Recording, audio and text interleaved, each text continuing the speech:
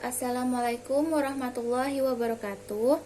Perkenalkan, nama saya Ummu Salamah dengan NIM 2311060083. Di sini saya akan mempresentasikan tugas mata kuliah Sistem Penunjang Keputusan dengan judul Penerimaan Beasiswa Mahasiswa Baru menggunakan metode AHP.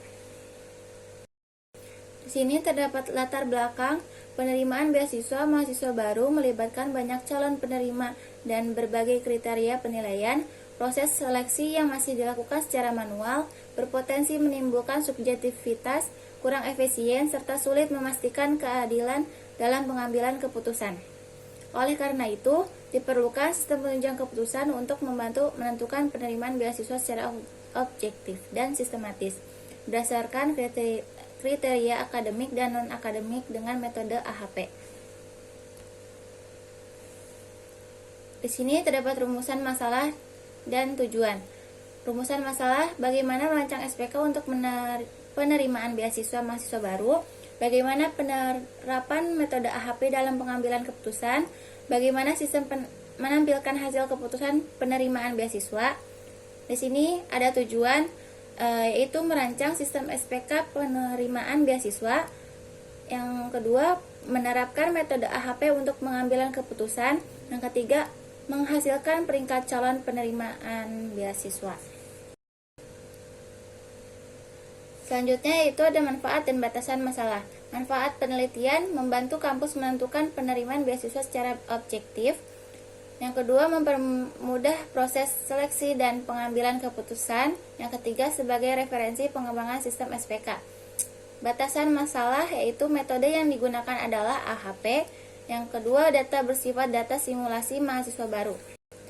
Selanjutnya ada konsep SPK.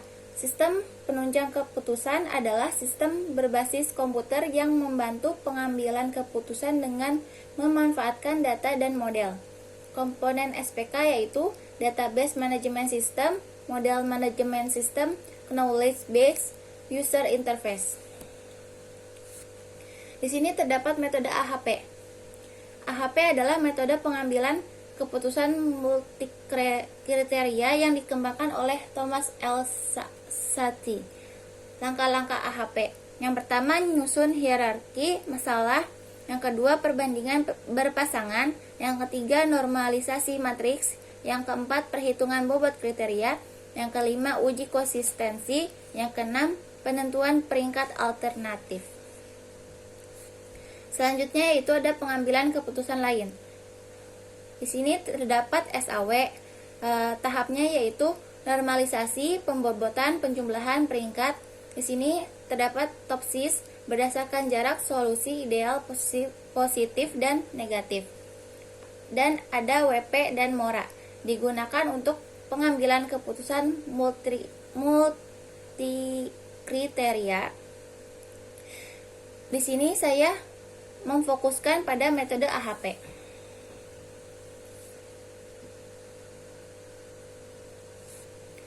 Selanjutnya yaitu ada penelitian terdahulu dan kerangka pikir. SPK beasiswa dengan AHP menghasilkan keputusan lebih objektif, digunakan pada berbagai studi kasus pendidikan, terbukti efektif untuk seleksi multikriteria. Dan ada data mahasiswa, kriteria dan bobot, proses perhitungan AHP, output peringkat penerimaan beasiswa.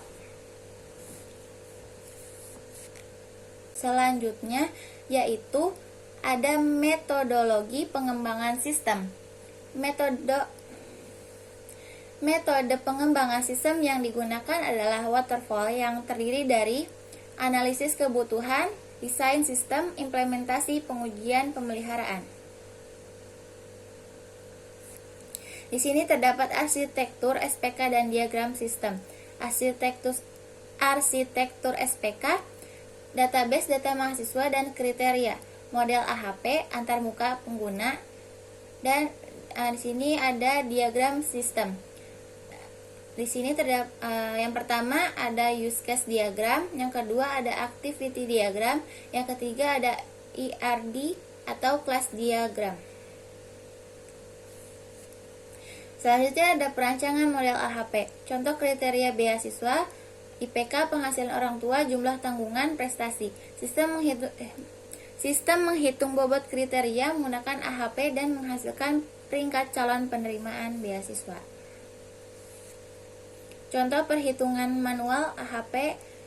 Yang pertama, matriks perbandingan kriteria, normalisasi matriks, perhitungan bobot prioritas, uji konsistensi. Hasilnya manual digunakan sebagai perbanding dengan hasil sistem. Di sini ada desain antarmuka sistem.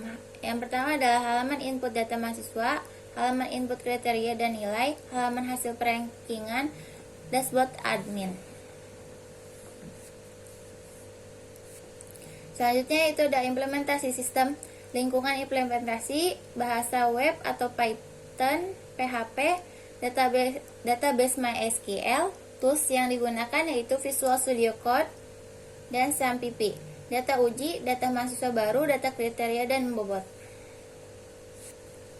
Hasil dan analisis, hasil sistem, tampilan input data, hasil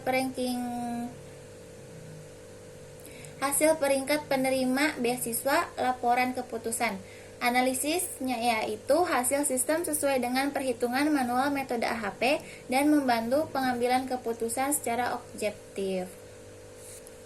Di sini terdapat evaluasi dan validasi sistem.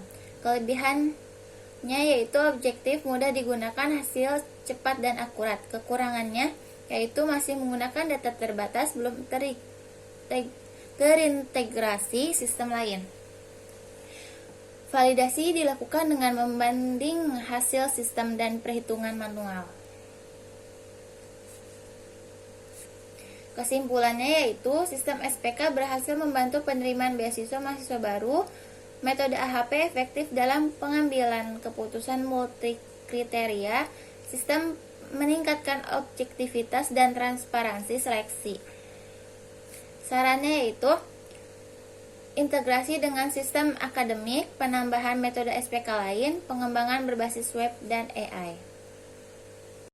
Cukup sekian presentasi saya, kurang dan lebihnya mohon maaf. Wassalamualaikum warahmatullahi wabarakatuh.